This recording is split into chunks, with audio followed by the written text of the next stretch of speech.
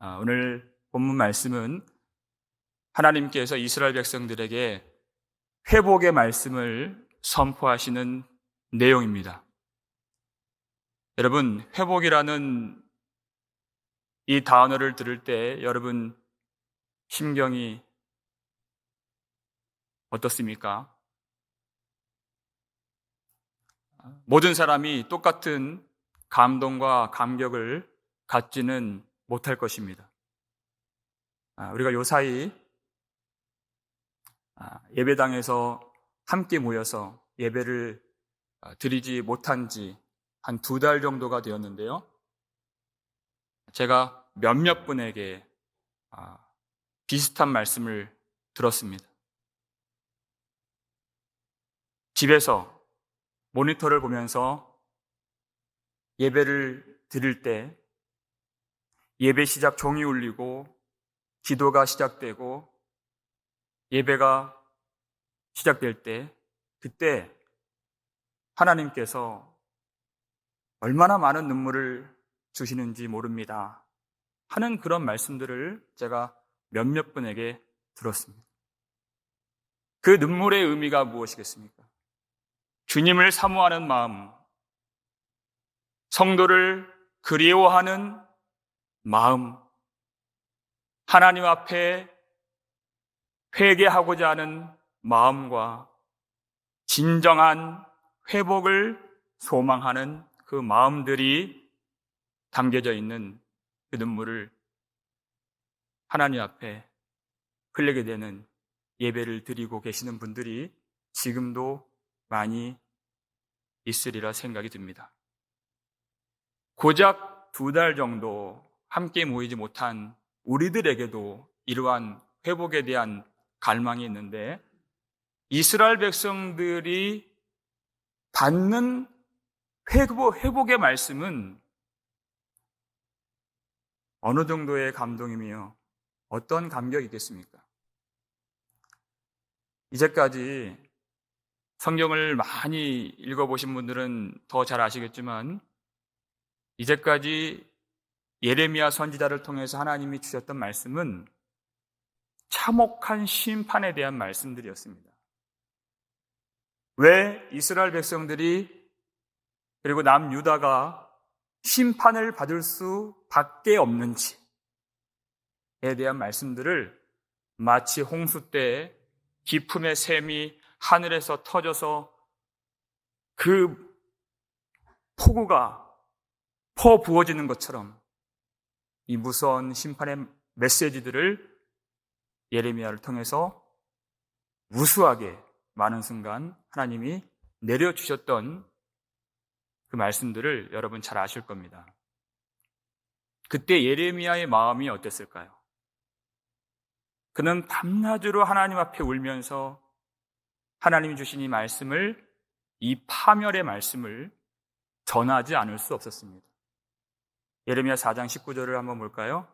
함께 읽겠습니다. 슬프고 아프다. 내 마음속이 아프고 내 마음이 답답하여 잠잠할 수 없으니 이는 나의 심령이 나팔 소리와 전쟁의 경보를 들음이로다. 그랬습니다.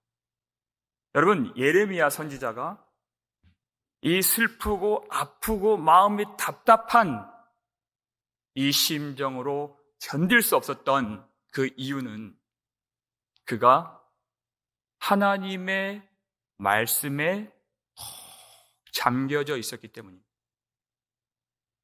하나님의 심정을 그가 잘 알았기 때문에 이러한 감정들을, 이러한 아픔들을 경험하게 된 것입니다. 그렇지 못했던 다른 말씀을 전했던 선지자들은 어떠했을까요?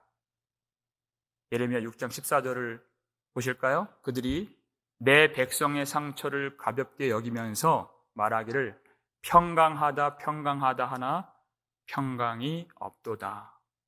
그들이 하는 말은 평강하다 하는 말이었습니다. 여러분, 하나님이 정말 싫어하시는 일이 무엇이겠습니까?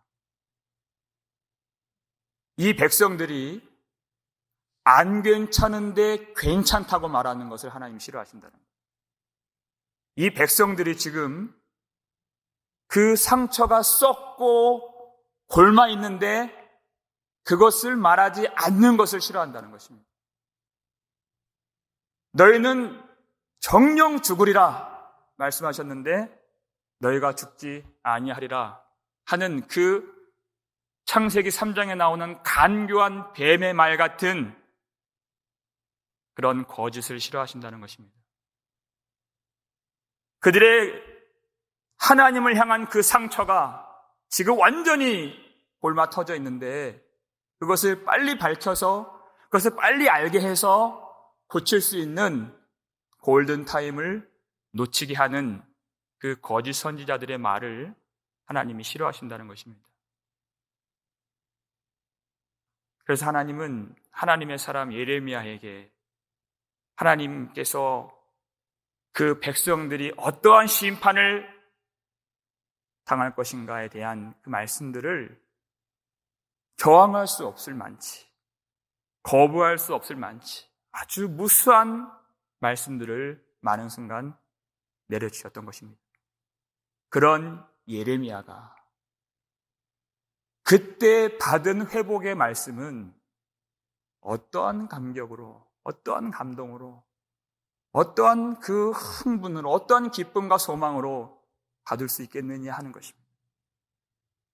그 파멸의 말씀만을 들어왔던 백성들이 받은 이 회복의 말씀, 그 내용이 어떤 말씀일까요? 오늘 본문 3절입니다. 오늘 본문 3절 함께 읽겠습니다. 여호와의 말씀이니라. 보라, 내가 내 백성 이스라엘과 유다의 포로를 돌아가게 할 날이 오리니 내가 그들을 그 조상들에게 준 땅으로 돌아오게 할 것이니 그들이 그 땅을 차지하리라. 여호와께서 말씀하시니라. 아멘. 여러분, 이 말씀을 하나님께서 예레미야에게 언제 주신 말씀일까요? 29장을 보게 되면 그때를 어느 정도 우리가 추산할 수가 있는데요. 아직 시드기야 왕이 하던 시절, 몇 번의 바벨론의 침공을 받았으나 그래서 이제 고관들과 그 직공들과 내시들이 바벨론으로 포로로 끌려가기 시작했던 때였지만 아직 완전히 망하지는 않았던 때, 그때 이 말씀을 주신 것입니다. 여러분, 이게 무슨 말일까요? 하나님이 바벨론 포로의 그 기간을 어느 정도라고 말씀해 주셨죠? 여러분 아시죠? 예레미야 29장 11절 말씀입니다. 10절 말씀. 여기 보니까 바벨론에서 70년이 차면 이렇게 되어 있어요. 하나님이 그때를 말씀해 주셨습니다. 근데 그걸 언제 말씀해 주셨다고요? 이제 막 포로로 끌려가기 시작했을 때. 여러분, 이 말씀을, 이 회복의 때를 끝났을 때 말씀해 주신 것이 아니라 그것이 그 환란이 시작될 때 하나님이 70년이 차면 돌아오리라 이렇게 말씀해 주셨다는 거예요. 백성들이 이 말씀을 듣고 소망을 가졌을까요? 못 가졌을까요? 백성들이 이 말씀을 그렇게 좋아하지 않았습니다. 70년 후에 돌아오리라 하는 그 말씀. 그리고 그보다 더 좋게 여겼던 말씀들을 전하는 사람들이 있었죠. 대표적으로 하나냐 같은 사람. 그가 어떻게 말씀을 전했을까요? 예레미야 28장 11절을 보게 되니까요. 그는 이렇게 얘기했습니다. 모든 백성 앞에서 하나냐가 말하여 이르되 여호와께서 이와 같이 말씀하시니라. 내가 2년 안에 모든 민족의 목에서 바벨론의 왕 느부갓네살의 멍에를 이와 같이 꺾어 버리리라 하셨느니라. 아멘. 그는 2년 안에, 2년이 안 걸릴 수도 있습니다. 올해 안에 끝날 수도 있습니다. 이번 달 안에 끝날 수도 있습니다. 하나님이 바벨론 왕의 멍에를 꺾어버리시고 우리에게 자유를 주시고 우리에게 소망을 허락해 주시고 그 일이 곧 일어나게 될 것입니다. 이 말을 선포했을 때 백성들이 얼마나 좋아했을까요? 예레미야는 70년이 차야 하나님이 돌아오게 하신다고 전했습니다. 근데 사람들은 거기에 반응하지 않았습니다. 그랬더니 하나님께서 예레미야 28장 15절, 16절, 17절을 보게 되니까요. 이 세 절 함께 읽겠습니다. 선지자 예레미야가 선지자 하나냐에게 이르되 하나냐여 들으라. 여호와께서 너를 보내지 아니하셨거늘 내가 이 백성에게 거짓을 믿게 하는도다. 그러므로 여호와께서 이와 같이 말씀하시되 내가 너를 지면에서 제하리니 내가 여호와께 패역한 말을 하였음이라. 내가 금년에 죽으리라 하셨느니라 하더니 선지자 하나냐가 그 해 7째 달에 죽었더라. 여러분, 소망의 말씀이라고 하는 것은 우리가 듣고 기분이 좋아진다고, 우리가 흥분하게 된다고 그것이 회복의 말씀이 아니라는 것입니다. 그 말씀이 하나님께로부터 나와야 진리의 말씀이고, 그렇지 않는다면 우리의 감정이 뜨거워질지는 모르나 우리의 기분이 한결 나아질지는 모르나 그것은 거짓이요 결국 우리를 죽게 하는 거짓말이라는 것입니다. 하나님은 절대 그것을 용납하지 않으시는 하나님이십니다. 그래서 하나냐를 심판하신 것이죠. 회복의 말씀, 그 말씀은 반드시 하나님으로부터 나와야 하는 말씀인 것입니다.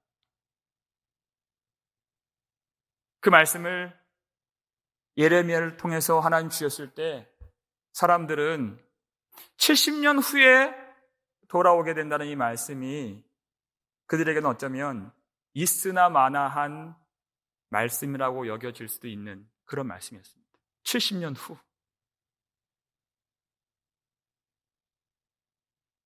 하나님의 말씀이 전혀 와닿지가 않고 하나님의 말씀이 내 오늘의 현실의 삶에 힘이 되지 않는 이 백성들 가운데에서 하나님은 왜 이와 같은 회복의 말씀을 주셨을까요?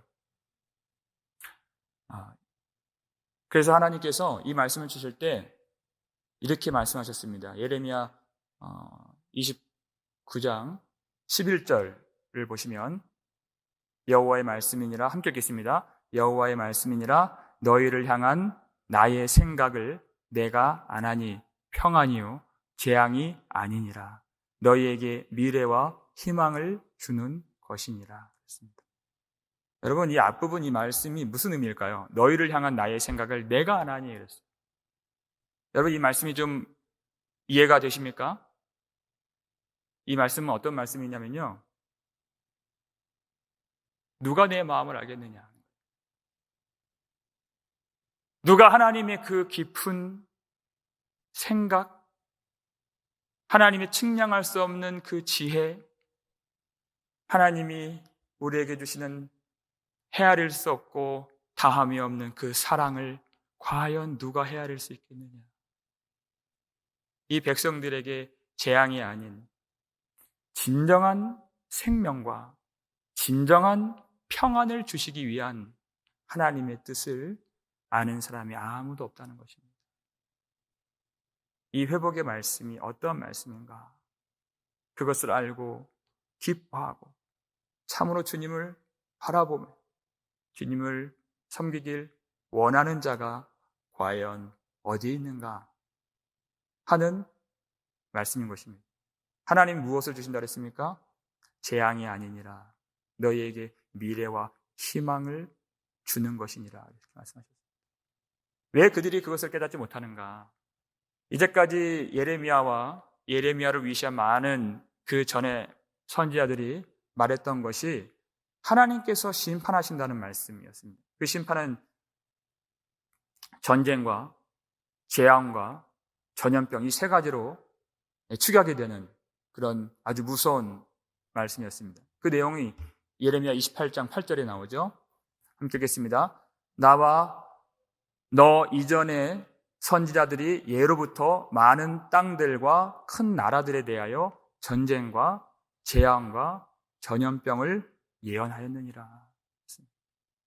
그들이 눈앞에 있는 그 전쟁, 자기 모든 삶의 보금자리가 다 불타버리고 논밭이 다 전소가 되고 성전이 회파가 되고 그래서 이역 만리 저 먼 이방인들의 땅으로 그들이 쇠사슬에 묶여 끌려가게 되는 그 전쟁과 그 재앙과 그리고 그 전염병, 내 눈앞에 있는 그 환난에 눈이 가려져서 전혀 하나님의 마음의 그 생각과 계획과 뜻을 헤아리지 못하게 되는, 하나님이 주시는 그 평강이 무엇이고 하나님이 주시는 회복이 무엇인가 전혀 알려하지 않는 이 백성들의 모습이 얼마나 두려워 떠는 모습인가. 오늘 본문 5절에 보면 그 모습이 나오죠. 오늘 본문 5절에 보면요, 함께 읽겠습니다. 여호와께서 이와 같이 말씀하시되 우리가 무서워 떠는 자의 소리를 들으니 두려움이요 평안함이 아니로다. 하나님이 말씀하신 그 미래와 평안을 바라보지 못하고 두려움과 완전한 절망 속에서 그들이 소망을 걸었던 거짓 선지자들의 그 말을 그들이 가슴에 품고 있었을 때 평강하다 곧 이 일이 끝난다는, 곧 회복이 온다는 것입니다. 2년 안에 당장이라도 임할 것이라는 그 말씀들에 젖어 있었던 이 백성들이 그들이 상상하지도 못했던 이런 전쟁과 이런 환란이 왔을 때 그들의 마음이 완전히 무너져 내릴 것입니다. 도무지 예측하지 못했던 그 무서운 일들이 벌어졌을 때 그들은 완전히 깊은 절망의 수렁 속에 빠지게 될 수밖에 없었던 것입니다. 그랬더니 그와 같은 두려움의 모습이 오늘 본문 6절을 보시면 어떻게 말하고 있죠? 6절 함께 읽겠습니다. 너희는 자식을 해산하는 남자가 있는가 물어보라. 어찌하여 모든 남자가 해산하는 여자같이 손을 자기 허리에 대고 모든 얼굴이 겁에 질려 새파래졌는가, 이렇게 말하고 있습니다. 이때 나오는 이 비유가 자식을 해산하는 남자가 있는가? 자식을 낳는 것은 여자에게 있어서는 너무나도 자연스럽고 그리고 축복된 일이죠. 여러분, 그 일 가운데에서 여인이 아이를 낳는 그 일이 얼마나 두렵기도 하고 고통스럽기까지 합니까? 우리는 충분히 그것을 생각할 수 있습니다. 그렇지만 그 고통과 그 두려움이 없는 것은 아니지만 여인들이 아이를 해산할 때 그 고통을 생각하지 않습니다. 왜냐하면 그 이후에 오게 될 하나님이 주시는 축복과 상급인 태의 열매를 받게 될 그 영광과 새 생명에 대한 그 기쁨과 소망이 모든 고통과 모든 두려움을 눌러 이기기 때문에 그렇습니다. 여인들에게는 그 기쁨이 있죠. 그런데 마치 남자가 해산을 하는 것처럼, 여러분, 해산하는 여인과 해산하는 것 같은 남자들이 뭐가 다르죠? 이 남자들은 새 생명의 기쁨이 없다는 것입니다. 새 생명을 낳을 수가 없기 때문에 그렇습니다. 마치 이스라엘이 하나님이 주시는 회복의 말씀을 깨닫지 못하는 것처럼, 과연 이 고통이 있은 후에 하나님이 이 백성들을 새롭게 창조해 주시고 하나님의 손으로 빚어주시고 자기 스스로 할 수 없는 영광의 백성의 정체성을 회복시켜 주시는 그 놀라운 소망과 기쁨을 전혀 알지 못한 채 자기 눈앞에 있는 그 두려운 일과 전쟁과 재앙과 전염병으로 인하여서 완전히 말씀에 대한 소망에 대한 눈이 가려진 그 모습을 이와 같이 비유로 하나님께서 말씀해 주신 것입니다. 이스라엘 백성들의 꿈은 소박했습니다. 거짓 선지자들이 말한 것처럼 고통이 없는 인생, 그것이 그들의 인생의 목적이었다는 것입니다. 아픔이 없고 상실이 없고 상처가 없는 단지 그것만을 바래왔던 그들의 인생, 그것이 문제였죠. 그들의 인생의 목적은 고통이 없는 삶이었습니다. 그들의 인생의 목적은 평안함 자체였습니다. 어떤 상처를 당하지 않는, 어떤 문제를 만나지 않는 그런 평강 자체가 그들의 인생의 목적이었다는 것입니다. 모든 사람이 다 그렇습니다. 힘들지 않기를 바라고 눈물 흘릴 일이 내게는 오지 않기를 바라고 질병의 고통과 기근과 가난의 그 아픔들이 내 인생에 있지 않기를 바라는 마음이 모든 사람에게 동일하게 있습니다.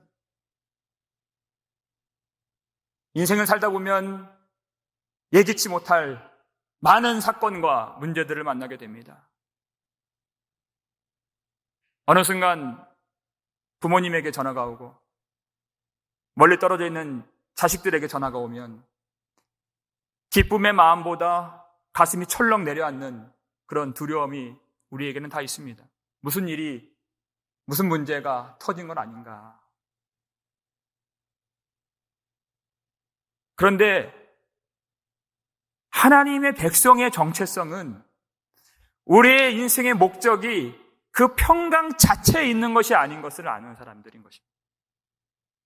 하나님이 복을 주신다면, 땅의 것으로도 복을 주신다면 그때 감사하고 그 복을 주신 하나님을 찬양하고 그 복을 누리면서 주님을 예배하는 것이 우리의 신앙인의 정체성이고, 혹은 하나님이 주신 것을 다시 거두어 가시고 다시 취하시고 고통을 주실 때에는 이것을 통해서 우리에게 유익함을 주시고 우리가 알지 못하는 거룩함을 주시고 이 땅과 하늘에 진정한 생명을 주시는 하나님의 그 뜻과 하나님의 선하심을 바라보면서 그때에도 우리의 인생의 목적을 따라서 하나님을 예배하고 고통을 주신 하나님께도 감사하고 결국 이루어질 그 미래의 소망과 미래의 평안과 완전한 그 구원의 생명을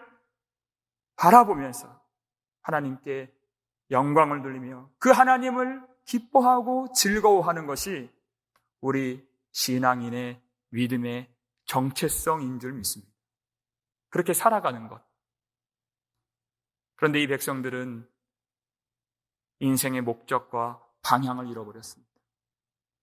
자신이 왜 사는 것인지, 자신이 왜 일을 하는 것인지, 내가 왜 이 땅에, 내가 왜 여기에 심겨져 있는가, 그 목적을 잃어버리고 예배를 잃어버리고 하나님을 향한 감사를 잃어버린 이 백성들을 하나님이 참으로 고치시기 위해서 반드시 이 고통이 있어야 그리고 구원과 회복이 있으리라 선포하신 것입니다. 그 말씀이 오늘 본문 7절에 있습니다. 오늘 본문 7절 함께 읽겠습니다. 슬프다 그날이여 그와 같이 엄청난 날이 없으리라. 그날은 야곱의 환난의 때가 되미로다. 그러나 그가 환난에서 구하여 냄을 얻으리로다. 아멘. 그러나 거짓 선지자들이 말하는 것처럼 그 고통이 없이 즉각적으로 오는 소망이 아니라, 회복이 아니라 이제까지 상상도 하지 못해, 상상도 할 수 없는 그런 환란의 때가 이제 곧 오고 그 포로 세월이 70년이나 될 것인데, 그러나 그 환란에서 구하여 냄을 얻으리로다, 주님 말씀하십니다. 왜 하나님은 이렇게 하셨을까요? 왜 하나님은 당장 구원하실 능력이 있으신 전능자이신데 왜 70년의 세월을 두시고 이 기가 막힐 엄청난 이 환란과 전쟁과 재앙을 보내셔서 그것을 겪게 하시고 그 후에 그들을 구하시는 이 일을 계획하셨을까요? 그 답이 8절에 나옵니다. 우리 8절 말씀 함께 읽겠습니다.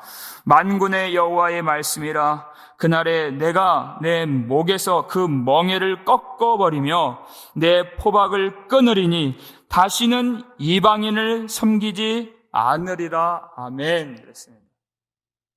여러분, 사람들이 생각하는 회복이라는 이 개념은 목에서 멍에를 하나님이 꺾어주시고 그리고 나를 묶고 있는 포박을 끊게 되고 자유를 얻고 생명을 얻는 그 정도 차원의 회복을 사람들은 생각합니다.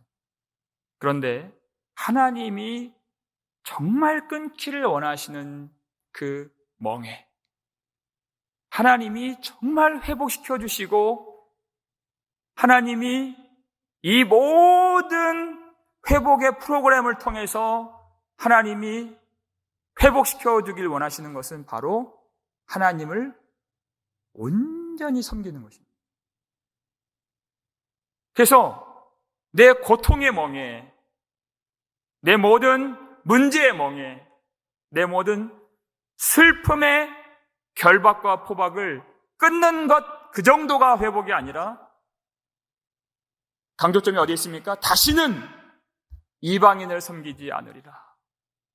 하나님은 이 일을 위해서 그 백성들이 그들의 눈으로 볼 수 없는 그들을 얽어맨 진짜 결박은 그들이 하나님을 섬기지 않고 헛된 이방신을 섬겼던 그 우상숭배의 멍에를 하나님이 꺾어버리시고 하나님을 향한 그 불순종과 패역했던 그 죄의 포박을 끊어버리시는 진정한 회복, 그 영원한 회복을 주님이 이 모든 일을 통해서 이루길 원하신다는 것입니다.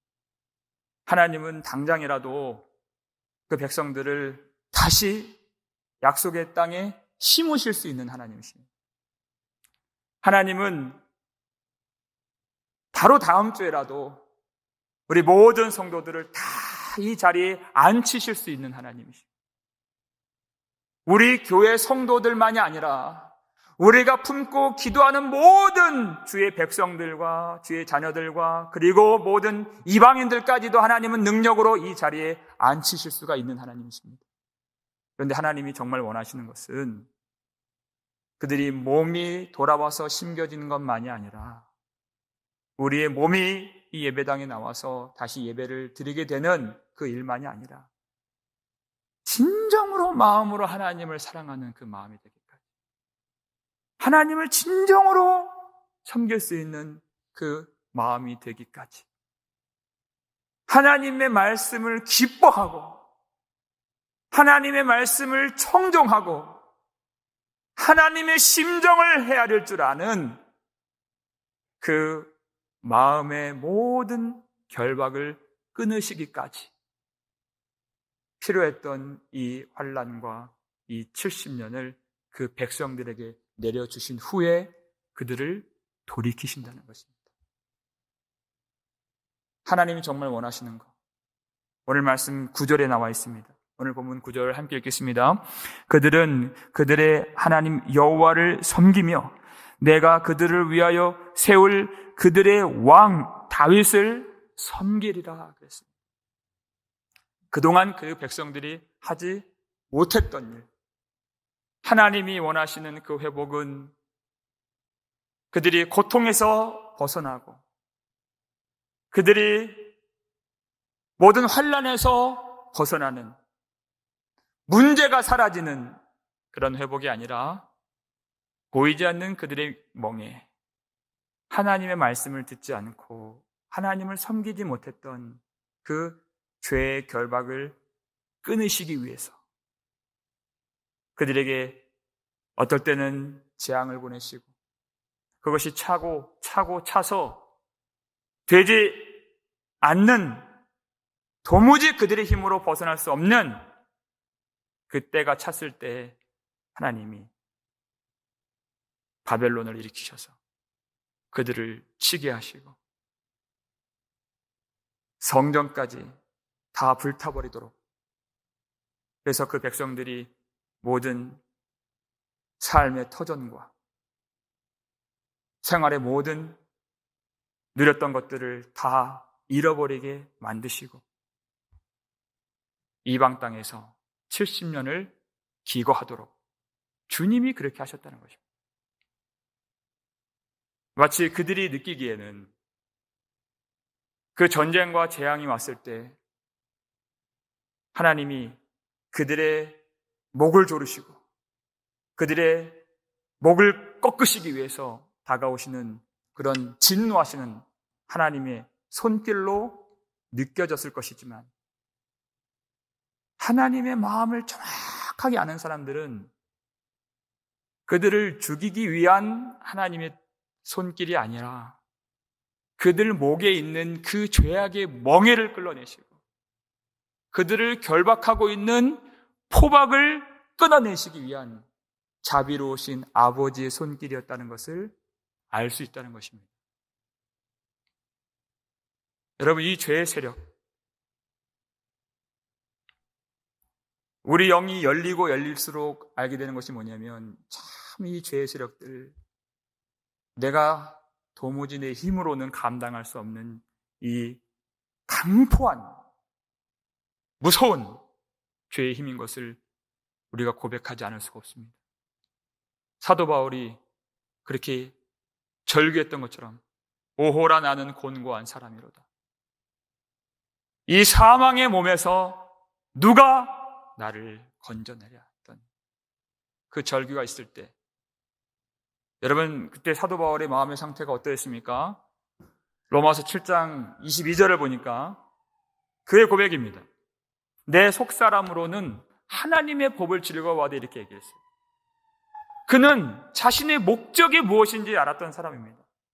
하나님을 영화롭게 하고 하나님을 즐거워하고 마음으로 하나님을 섬기며 하나님 말씀을 청종하고 오로지 하나님을 예배하고자 하는 그의 속사람이 정말 하나님을 기뻐하고 하나님을 섬기고자 하는 그런 마음이 그 속에 있었다는 것입니다. 그런데 그 인생은 너무나도 어렵고 힘들었습니다. 왜냐하면 그것만이 있었던 것이 아니라 23절이죠. 함께 읽겠습니다. 내 지체 속에 한 다른 법이 내 마음의 법과 싸워 내 지체 속에 있는 죄의 법으로 나를 사로잡는 것을 보는도다. 이렇게 이 싸움을 그가 겪고 있기 때문에 내 속사람의 마음의 법은 하나님을 추구하고 하나님을 바라보고 오로지 하나님을 예배하고 오로지 말씀을 사랑하길 원하는 마음이지만, 내 속에 다른 법, 다른 통치, 다른 세력이 존재하여서 내 마음의 법과 항상 싸우고 억누르고 사로잡고 결박하고 때로는 내가 끌려가서 지배를 받는 그 죄의 결박 가운데에서 절규하고 부르짖는 그의 모습, 우리가 모르지 않습니다. 얼마나 마음이 답답한지요. 얼마나 하나님 앞에 온전한 예배를 드리고 싶고 정말 우리의 마음이 하나님 보시기에 아름다운 성도같이 순결한 신부와 같이 사랑받는 자녀같이 나의 최상의 것을 드리면서 하나님을 섬기고 하나님을 예배하고 싶고 하나님 앞에 기도하고 싶고 그 말씀을 따라가고 싶은 마음의 그 소원, 우리에게 다 있습니다. 근데 많은 순간 우리 속에 있는 그 죄의 법과 이 세상이 우리를 누르고 그 포악하고 강포하고 때로는 광명한 천사와 같이 우리를 미혹하고 유혹하는 많은 세력들 가운데에서 얼마나 지칠 때가 많이 있습니까? 얼마나 피곤할 때가 많이 있습니까? 그 속에서 내 힘이 다 바닥나서 어찌할 바를 몰라하며 절망에 빠지는 그런 때도 있습니다. 사탄이 승전가를 부르는 것 같은 그때를 만날 때가 있습니다. 하나님이 그러한 우리의 연약함을 아십니다. 우리 스스로 이길 수 없는 것을 아십니다.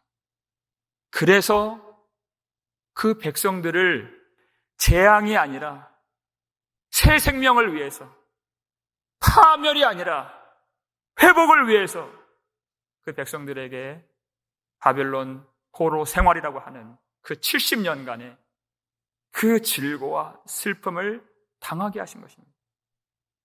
우리는 이때 하나님의 그 본심을 알고 반드시 이 말씀을 기억해야 됩니다. 어떤 말씀일까요? 오늘 본문에 있는 마지막 11절 말씀. 오늘 본문 11절 함께 읽겠습니다. 이는 여호와의 말씀이라. 내가 나와 함께 있어 너를 구원할 것이라. 너를 흩었던 그 모든 이방을 내가 멸망시키리라. 그럴지라도 너만은 멸망시키지 아니하리라. 그러나 내가 법에 따라 너를 징계할 것이요 결코 무죄한 자로만 여기지는 아니하리라. 아멘. 이랬습니다. 하나님이 그 70년 포로 생활 가운데에서 함께 하신다는 사실인 것입니다. 반드시 기억합니다. 그들이 성전에서 예배를 드리지 못하는 그 기간에도 하나님이 함께 하신다는 사실. 그리고 반드시 너희를 구원할 것이라. 그 흩어져 있는 백성들과 그 고국을 사모하고 그리워하고 눈물을 흘리며 가슴을 치며 회개하는 그 백성들 가운데 하나님이 함께 해주셔서 그 땅에서 이 백성들이 버려진 것이 아니라 하나님이 그들 속에 있는 죄를 버리시기 위해서 그 땅에서 하나님이 이 백성들을 멸망시키는 것이 아니라 오히려 그 백성들을 그동안 사로잡고 있었던 그 죄악을 멸하시고 그들이 섬겼던 이방인들을 멸하게 하시고 그 모든 강포한 사탄의 세력들을 멸하시고 새 생명으로 그들을 구원하시기 위한 그 때인 줄을 깨닫고 하나님이 그때에도 함께 하신다는 분명한 이 진리를 붙들고 살기를 하나님이 원하신다는 것입니다. 그것이 회복의 때를 준비하는 우리의 마음의 자세인 것입니다. 지금 우리 삶의 현장에서 마치 하나님이 이 땅을 버리신 것 같은 이 어둠의 시대라도 하나님은 그의 백성들을 절대 버리지 않으신다는 것입니다. 그런데도 우리가 잊지 말아야 될 것은 반드시 징계가 있다는 것입니다. 이것이 거짓 선지자들이 말한 평강과 하나님이 주시는 평강과 다른 부분인 것입니다. 반드시 징계가 있다. 그 징계 자체가 바로 우리가 하나님의 아들이라는 사실을 분명히 한다는 그 진리를 깨달아야 한다는 것입니다. 너무나도 잘 설명되어 있는 말씀이 있죠. 히브리서 12장 7절과 11절을 우리 연속해서 읽겠습니다. 너희가 참음은 징계를 받기 위함이라. 하나님이 아들과 같이 너희를 대우하시나니 어찌 아버지가 징계하지 않는 아들이 있으리요. 11절 무릇 징계가 당시에는 즐거워 보이지 않고 슬퍼 보이나 후에 그로 말미암아 연단받은 자들은 의와 평강의 열매를 맺느니라. 아멘. 그렇습니다. 하나님은 지금 당장 주시는 열매가 아니라 그 후에, 연단받은 후에, 징계받은 후에 우리가 아들이기 때문에 당장은 슬퍼 보이고 당장은 고통을 당해야 하는, 즐거워 보이지 않는 이 징계를 받은 그 후에 하나님이 영원한 회복과 영원한 구원의 생명을 내려주시는 그때까지 하나님이 우리와 함께 하신다는 사실을, 그 진리를 굳건히 붙들 수 있는 저와 여러분 되시길 바랍니다. 우리가 또 무엇을 기억해야 될까요? 우리 마지막으로 오늘 본문 10절 말씀입니다. 10절 함께 읽겠습니다. 여호와의 말씀이니라. 그러므로 나의 종 야곱아, 너는 두려워하지 말라. 이스라엘아, 놀라지 말라. 내가 너를 먼 곳으로부터 구원하고 내 자손을 잡혀가 있는 땅에서 구원하리니 야곱이 돌아와서 태평과 안락을 누릴 것이며 두렵게 할 자가 없으리라. 아멘. 하나님이 분명히 이 말씀을, 이 회복의 때를 소망하며 하나님이 함께 하신다는 것을 붙드는 자들에게 주신 말씀. 너는 두려워하지 말라. 그리고 놀라지 말라. 우리가 정말 숱하게 들었던 말씀입니다. 하지만 지금 이때 필요한 말씀. 왜 그렇습니까? 내가 너를 먼 곳으로부터 구원하고 그랬어요. 하나님께는 아무리 먼 곳이라 할지라도 전혀 문제가 되지 않는다는 것입니다. 우리가 보기에는 참 많이 무너졌구나, 어떻게 다시 쌓을 수 있을까, 어떻게 다시 회복시킬 수 있을까 하는 그런 염려가 있고 근심이 있습니다. 하지만 그것은 하나님께는 문제가 되지 않는다는 것이에요. 다시 이 성도들이 모일 수 있을까? 다시 우리가 주님께 기도할 수 있을까? 다시 하나님 앞에 우리가 그 귀한 신앙을 가지고 그 전날처럼 뜨겁게 하나님을 예배할 수 있을까? 우리에게는 그런 근심이 있죠. 어떻게 이 사역을, 어떻게 이 구원의 놀라운 사역들을 다시 추스릴 수 있을까? 다시 재정비할 수 있을까? 회복될 수 있을까 하는 그런 두려움이 있습니다. 두려워하지 말라는 것입니다. 놀라지 말라는 것입니다. 아무리 먼 곳이라 할지라도, 아무리 상황이 악화되었다 할지라도 내가 너를 구원하리라. 하나님께는 전혀 문제가 되지 않는 그 일인 것을 깨닫고 우리 자녀들이 다시 하나님을 예배할 수 있을까? 말씀 보십시오. 내 자손을 잡혀가 있는 땅에서 구원하리니, 우리의 자손들까지, 우리의 후손들까지 하나님이 다시 그 백성들을 회복시키시고 살리시고 그 모든 불같은 환난과 시험에서 건져내셔서 하나님이 약속하신 그 날에, 그 때에 회복시키시는 그 놀라운 구원의 손길을 바라보고 모든 두려움과 모든 근심과 모든 염려를 버리실 수 있기를 바랍니다. 하나님께는 능치 못할 일이 없는 전능자이십니다. 그 모든 일로 우리를 새롭게 하시고 새 생명을 주시는 우리 아버지를 바라보면서 이 환난의 때, 이 고난의 시기, 이 재앙의 때 하나님이 주신 이 말씀을 붙잡고 우리 삶의 처소에서 그 자리에 하나님 계심을 깨닫고 하나님 앞에서 하나님을 섬기는 저와 여러분 되시기를 바랍니다. 눈에 보이는 성전과는 멀어졌지만 우리 마음의 성전이신 예수 그리스도를 오늘도 의지하여서 하나님 말씀에 청종하고 하나님을 기뻐하고 하나님을 사랑하는 마음이 우리 가운데 일어난다면 이미 회복의 역사는 시작된 줄 믿습니다. 그 하나님의 놀라운 능력의 손길 안에서, 자비로우신 선하신 우리 하나님의 그 손길 안에서 오늘도 주님을 사랑하고 주님을 섬기며 주님을 더욱 의지하는 저와 여러분 되실 수 있기를 주의 이름으로 축원합니다.